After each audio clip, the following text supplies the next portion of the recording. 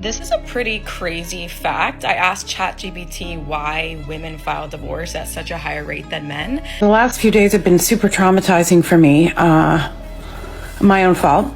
This is your friendly reminder that if you're in a marriage where your husband's an asshole and he's not supportive and he doesn't give a shit about your feelings, divorce his ass. Just dropped my kids off to my ex-husband. He's literally the biggest asshole. Fellas, welcome back to the channel.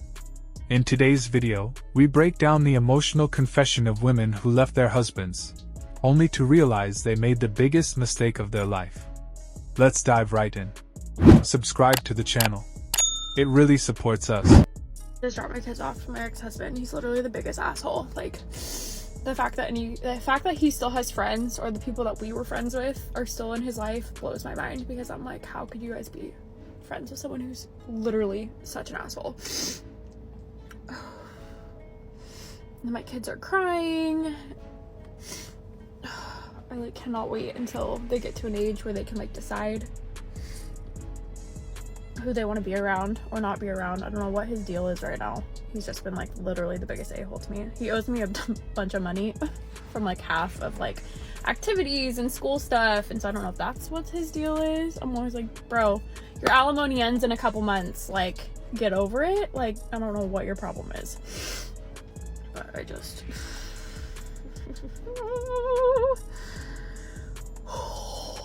definitely not what I saw on my bingo card. My divorce bingo card was not being able to co-parent with my ex-husband who cheated on me. I always tell people, I'm the easiest way to explain the way he treats me is you would think that he caught me in bed with his best friend.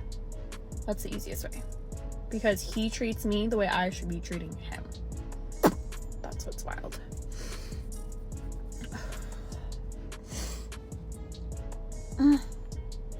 Okay, I feel better. Thank you. I gotta get that out. I needed to get some tears out. I woke up today so motivated. I was like, I'm gonna drop them off. I'm gonna do all this stuff, all these things, create all this content, do all this, and then on the drive over. Also, July was the worst month of my life.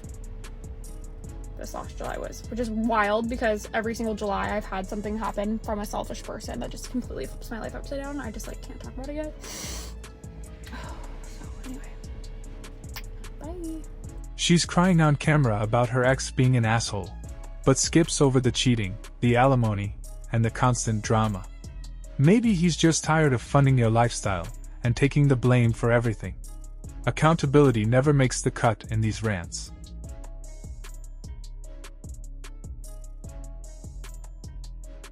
If you date a 50-year-old divorced woman, just say yes? Nah, let's be real. Most men aren't lining up for leftovers with baggage. She had her shot in her prime. Now she wants loyalty after the party's over? That's not how this works. This is your friendly reminder that if you're in a marriage where your husband's an asshole and he's not supportive and he doesn't give a shit about your feelings, divorce his ass. Divorce his ass. It'll be the best thing that ever happened to you. And before rumors start flying around, this has nothing to do with my marriage now and everything to do with my first husband. The man was an asshole when I was with him. He's an asshole to this day. He'll be an asshole to the day you put him in the ground, okay? Today we were at our son's 5th grade graduation. Slideshow pops across. There's a picture of our son in this little crab outfit that he wore in the hospital when he was first born. And I was sitting there thinking, I don't even remember most of my 5th graders' newborn days. And you want to know why? Because I was in the pits of hell in postpartum depression, and the husband I had at the time did not give a shit. He didn't care at all. 4 days postpartum, 4. I had fractured my tailbone in labor. I was sitting on a pillow. My milk had come in. I was engorged. I was in lots of pain. Members of our church had did a meal train for us. They brought over food. He's in the kitchen heating some up. I put the newborn baby and our other son to bed. I was in the living room, on the couch to eat at the coffee table. I walk in the living room, sit down in front of the recliner, hook up my breast pump, and start pumping milk. We'll remember this until the day I die. He slammed his fork on his plate and he said, "Can you not go somewhere else to do that? I'm trying to eat and you're grossing me the fuck out." Sorry. Your wife, who just gave birth to your baby 4 days ago, is sitting there pumping milk of her body to feed your child. The breast you've seen 900 times, pumping milk to feed your new baby. And you're telling her at 4 days postpartum that she grosses you the fuck out. Weeks after that, horrible postpartum depression. I'm having panic attacks. I'm not sleeping good. We had a child that was just screaming and had colic. He screamed all the time. Go in the living room one night. He's laying on the couch watching ESPN. I will never forget it as long as I live. I'm standing over him, bawling my eyes out. He never once looked up from the TV. Never once. I'm having chest pains. I'm having these crazy thoughts. I'm not sleeping good. I'm exhausted. I need help. I need your help. I need help. Ignores me. I finally screamed his name and I said, I need some help. There is something wrong with me. He pauses the TV, looks me dead in the eyes and says, it's all in your fucking head. Think different thoughts. I knew at that very moment in time our marriage was never, and I mean never, going to last. Several months go by. I'm 5 months postpartum. I'm 125 pounds soaking wet, a size 3-4. Me up for lunch one day at work. We go to Mazzio's to get lunch. He says, why don't you eat some off the salad bar? It's probably time to start losing that baby weight. 125 pounds soaking wet, a size 3-4 pants. And he tells his wife 5 months postpartum, it's probably time to start losing the baby weight. If you live in our town, you probably think he's a good old boy. And some of you can think that. I don't care what you think. And some of you can think I'm a monster. I left our marriage in a way I shouldn't have. I made choices I shouldn't have made. Should have just packed my shit, said see ya, and took my kids and left. That's what I should have done. I didn't do that. I made choices I shouldn't have made. And I have to live with those choices the rest of my life. To this day, the man gives me crippling anxiety. We were at graduation. I was trying to take pictures, hovering. Like, I couldn't even take pictures fast enough because I was trying to get out of their way. As if this is their child. No, it's my child. You can wait for me to get done with pictures and then you can take pictures. Saturday, my son was running, busted open his lip, had to take him to the emergency room to get stitches. His dad showed up to the emergency room. I had crippling anxiety the entire time we were in there because I had to be in the same room as him. If you were ever in a marriage where your partner is not supportive or they give you anxiety or you feel uncomfortable around them, divorce them. It will be the best thing that ever happens to you. Funny how it's always the best decision ever after they leave the man, the friend, the job. No regret, no self-reflection, just constant reinvention. Maybe the problem wasn't the people you left. Maybe it's that you keep running from accountability. This is a pretty crazy fact. I asked ChatGPT why women file divorce at such a higher rate than men, and it said unmet emotional needs, unequal household and emotional labor, more financial independence, and women tend to have higher expectations in a relationship. So let me get this straight. Women file for divorce more because they're emotionally unfulfilled, doing more chores, and now make their own money. Sounds like modern feminism told them they deserve more, but forgot to mention commitment, loyalty, and effort go both ways. I've never seen somebody say like, okay, I'm not sure if I should break up with them, and then, or I'm not sure if I should end this friendship or leave this job. And then we decide they should. And then 2 months later, no, I've never one time heard a scenario where someone's like, should have stayed with them. Like, Never. Or, man, I really missed that friend. Or, I can't believe I left that job. It's always like, I knew I should have. I mustered up the guts to do it. And it was so tough. But I'm sitting here now saying it was the best decision I ever made. And I'm better because of it. 1,000%. If you start to feel that you should leave, overwhelmingly something, I think that that is a sign. I really do think so. Now, I don't know because we're not your gut. Yeah. But I think if your gut is telling you something and the only problem is you're afraid to follow it, that's where I would say tenfold follow it. I completely agree with that. You know, I was so quick to say afterwards, after the divorce, I would say, of course I believe in love. Now more than ever.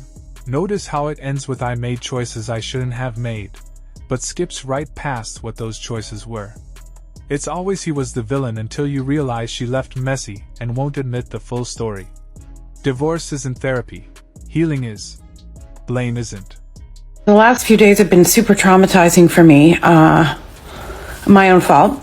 It's always my fault. But anyway, I didn't know. Well, I guess I did know, but that I would have this really strong reaction physically, trauma reaction to finding out that my estranged husband has been having a new relationship.